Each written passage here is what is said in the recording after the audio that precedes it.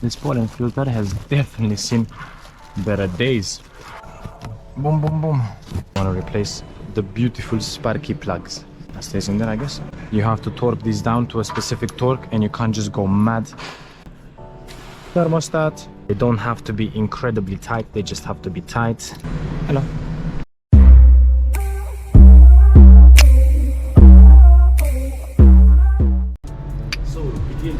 So it begins. The biggest upsold of my life.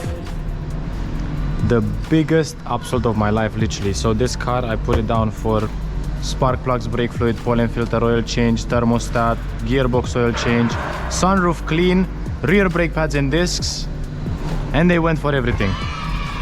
So today we shall do it. I'm gonna start by doing, I'm gonna start with what I've got. So engine cover comes off.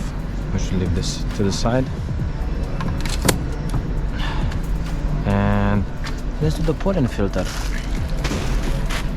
I've done one of these before, but it was in complete darkness. So I'm gonna do it now with the light. Let me show you how to do this business. First of all, let's put the seat back so we get space. And then we come here, find the cover. We took the things out for the cover. We take this beautiful cover off. And then there's another cover. This one that just pulls down. And as you saw already, this pollen filter has definitely seen better days. But let's just so you see airflow, arrows pointing down. Let's see if we remove this, where is the airflow pointing? Oh wow, it's so dirty, I can't even see. But I know from the experience that airflow should be this way. So let's put it back. The reason why you should follow the arrows, it's if you've never done this before, obviously, and you do it for the first time, then you might have to.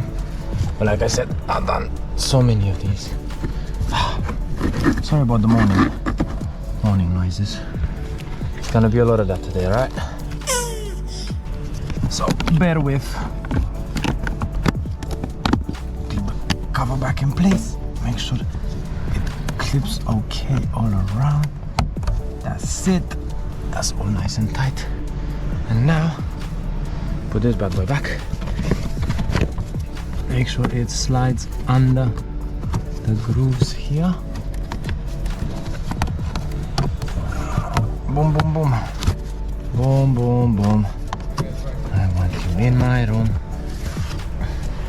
And that is pollen filter changed. Did I mention we also upsold brake fluid? Yeah, we gotta do the brake fluid as well. We also gotta do a check of the sunroof trays. Oh. A lot of moaning, like I said. Every time I bend, I must let off sound of a noise. Okay, next thing I want to do for the video is I want to replace the beautiful sparky plugs. Actually, I want to replace the beautiful spark plugs, which are these over here, which in a petrol engine provide the spark that allows for the combustion to happen.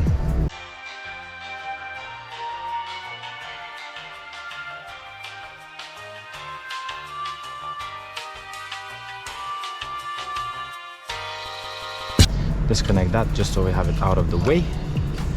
Put it so we have it out of the way. And then you can take this out of there, just go more space. Okay, first terminal nuts off.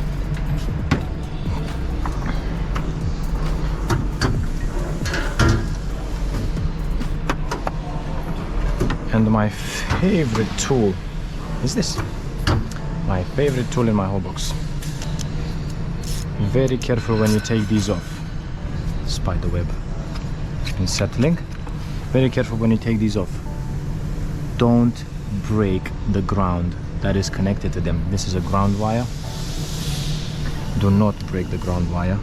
when you take it off, that's right, support it with your hand and then just crack it open. It should come off. And do the same for all 4 of them.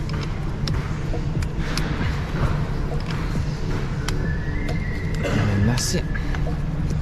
That's first step done. That is the beautiful food van that comes to deliver food to us every day. Not to deliver food as per se, but to bring food for the technicians.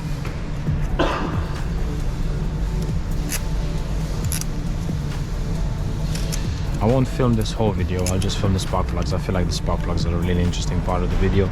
Gearbox oil change, I already done. Brake fluid, I already done. So there's no point of showing you how to do that again, because then it just gets a bit repetitive.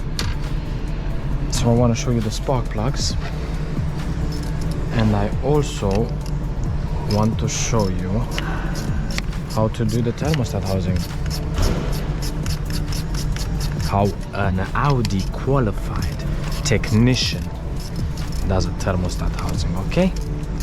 Not how everybody does it, obviously, because as an Audi qualified technician we got a couple of things to our advantage, and one of them are instructions, and the instructions are there to guide us.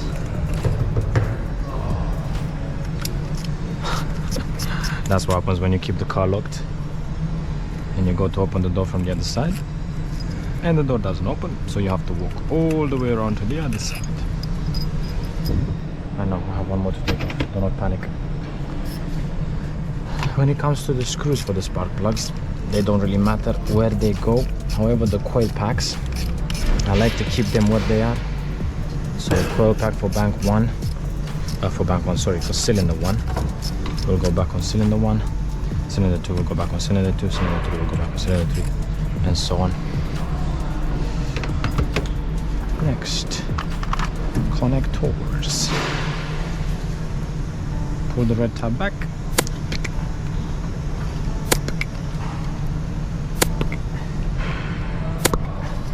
And then press black tab down, and yeah, that should do it. But if it doesn't, then just push it in, just release some of the pressure. That doesn't do it either. You know, the thing is,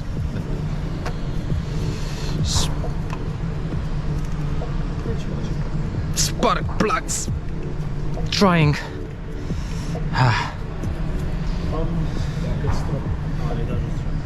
What?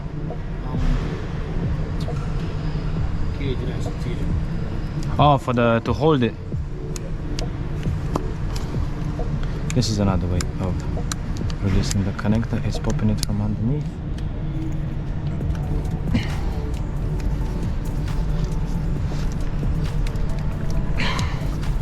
Oh my god, that's it. That's it. That's it. I got this, baby. I'm gonna disconnect that wire as well.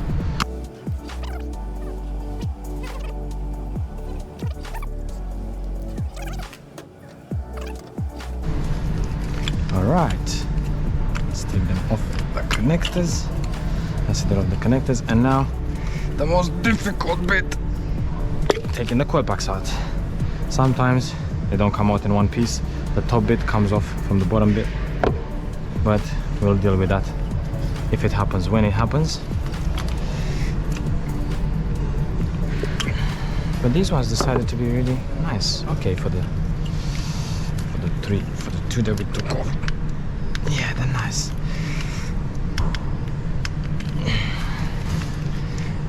Yeah, that's actually really nice. Okay. It was at this moment that he knew. He fucked up. When it comes to the screws for the spark plugs, they don't really matter where they go. However, the coil packs, I like to keep them what they are. So coil pack for bank 1, for cylinder 1 will go back on cylinder 1, cylinder 2 will go back on cylinder 2, cylinder 3 will go back on cylinder 3, and so on. Actually really nice. Okay. That's cylinder 1, cylinder 2, cylinder 3.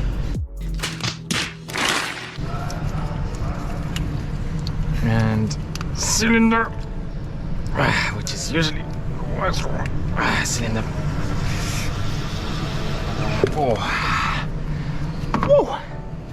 That took a bit of force, and if you look in there,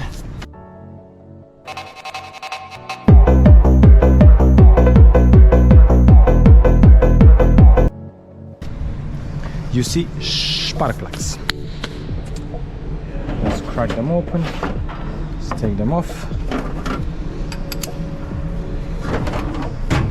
Cracking them open. Oh yeah, let me mark it on my bag that I did it. So pull and filter change done. I actually sent a message to the service advisor saying, did you really authorize everything? Because that's a lot of work, man. And I'm not moaning about that. I like doing the work I report on cars. It's just not expected. I'm gonna crack them open with the socket, and then I'm gonna take them off with the gun.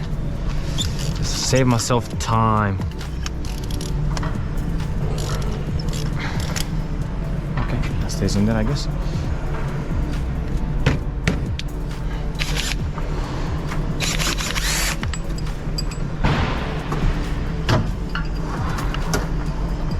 Why is it really stiff? Just decided to be really stiff all of a sudden. Okay.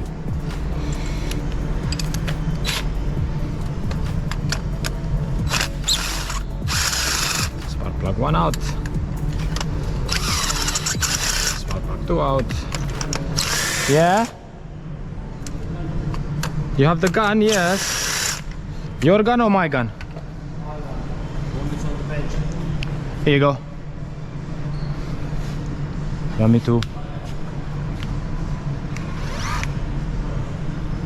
Thank you. You're welcome.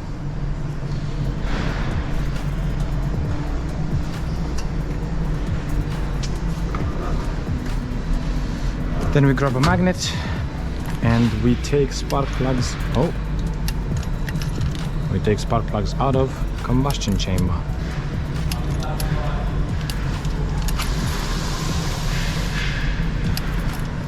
Boom.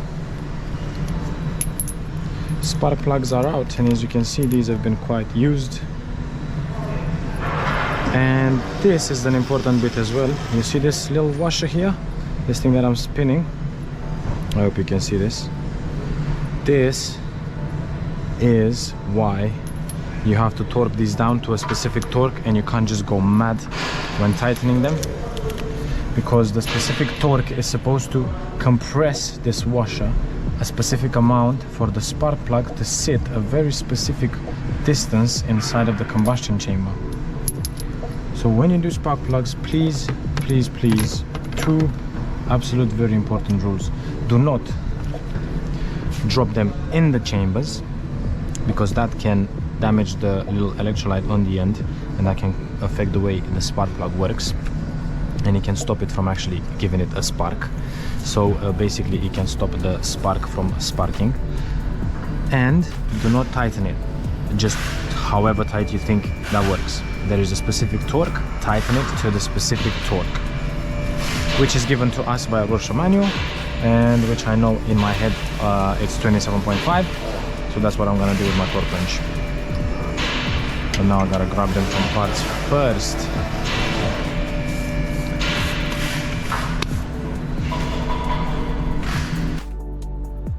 Woo! I'm back. I hope it's straight enough to what it was like before. So I grabbed my bits. Thermostat with all the associated parts, because the job is covered under warranty. There was a manufacturing defect with the thermostat housing itself, which I'll show you when we get to it. So when you replace parts under warranty, you also have to replace all the associated parts that go with that part. I'll explain to that more in depth when we get to it. Pads and discs in the rear bumper light, gearbox oil change, and oil change. This is just some spare oil. Pollen filter we done already. Brake fluid is in the machine, so we don't need that booked out. Spark plugs we're doing now. And these are the beautiful sparking of the plugs. You see, they come with protective material. They're actually upping the game. That used to be cardboard, but now it's plastic. I am impressed. All right, and all right. I was gonna say NGK. I don't think they're NGK. However, very impressive. Come on. Very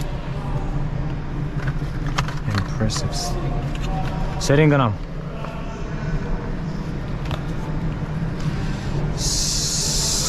He asked me if I got a syringe.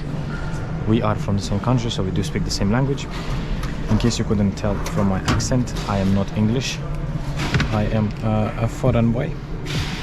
I come from, I'll let you guess where I come from. So yeah, like I said, do not drop them in the combustion chamber because you can damage the coating on this and you can affect the gap. You see there's a gap there? That gap is really important. With spark plugs that come from the dealer like this, they always come correct, so I don't bother using a filler gauge to actually check the gap. However, if you want to be really specific, or if you're building an engine, or if you need a specific gap in the spark plug, then there is a special tool, which I might as well show you then, innit? The special tool is this is a filler gauge, and this gauge has different thickness blades on it, and it says on it it's 0.26, 0.25, and you use this blade to measure the gap in the spark plug itself, and then by doing that you can look. So this is greater than 0.26. So let's go to 0.28. It's greater than 0.28, but it's 0.03, not even. So I would suspect this gap. Oh, by the way, I was looking at the wrong thing. 0.65 millimeters. So 0.65 millimeters is perfect, and 0.7 millimeters is even a better fit. So the gap here is about 0.7 millimeters. So you can imagine how little that is. And then, like I said, I use my magnet. I put it in the chamber, and then I screw it a couple of threads in with the magnet so I can take it out. Do not use a gun to tighten spark plugs, alright? Please just do it the right way. It might take you an extra minute, but just make sure that the car works fine when you're done with it. I'm tightening them by hand until they make contact, and then I will use a torque wrench with, what I said, 27.5. But for the purpose of this video, I will check the instructions again. Just try and show you guys. Let's see if I can find it.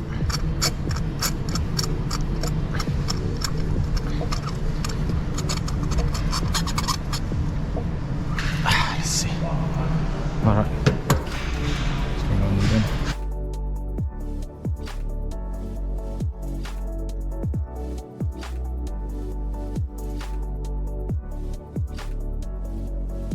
M12 is the diameter of the spark plug, and these spark plugs have a diameter of 14 mil, 27.5 plus minus 2.5. So anything between 25 and 30 Newton meters is good. But I like to be accurate, so I'm gonna do 27.5. My torque wrench. That's 23. That's 23.7. To get to 27, I need another 4. So plus 4. That's 27. So that's 27.8. But it will do. Tighten them. Torque wrench has been calibrated last week. You see that? crisp click. Love it. Again, when it clicks, you stop. Don't go over it. That's the point of a torque wrench. So you boom, boom. I like to go a couple of times just to make sure. Oh yes, sweet. Oh, that really butters my croissant. Take it off, put it back, and reinstall. There's usually grease on this, but I do not like to grease them up. I just put them in dry. And like I said, coil packs, they will retain their position, so cylinder 4 will go back in cylinder 4, because engines and components in an engine, they have a tendency to bed in their location, so it's good to keep things where they are just to avoid any potential problems. Stop the I'm not cap! saying there would be problems if you don't keep them where they are, but they could be, and I would rather minimize the potential problems I could have. Tighten them, put them in by hand first, make sure they catch a couple of threads in, and then once they do, you can use my favorite tool. I love this little ratchet, man. It's so nice and handy, and it's just so, I love it.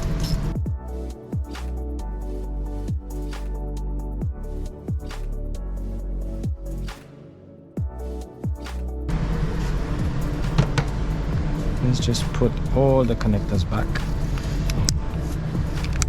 You hear them click? That's what you want. That's it, and then push the red securing clip back in. Now you can put the ground wires back.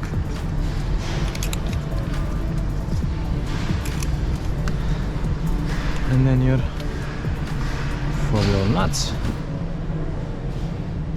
In your case, only 2 little nuts. I should have said in my case. Sorry. Okay, let's tighten them. Not by hand until they make contact. And as you can see, I always keep my hand on the ground wires because they love to twist and break, and it's just, I would rather not have to do a wiring repair in this car. Enough work as it is. So again, hold it with my hand, tighten it. They don't have to be incredibly tight, they just have to be tight. They don't have to be incredibly tight, they just have to be tight. Sometimes I just feel like instead of talking, I just mumble under my breath, and I want to apologize for that. Clip back and then connect the back. These connectors, you can't get it wrong because they can only connect one way. Back in its bracket. Spark plugs finished. This is a mess, so let me just put everything back for a minute.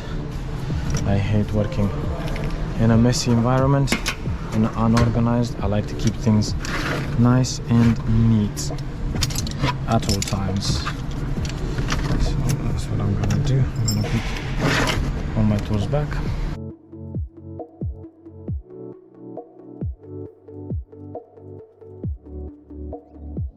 And that is how spark plugs are being replaced on a Q5 or on a 2-liter TFSI.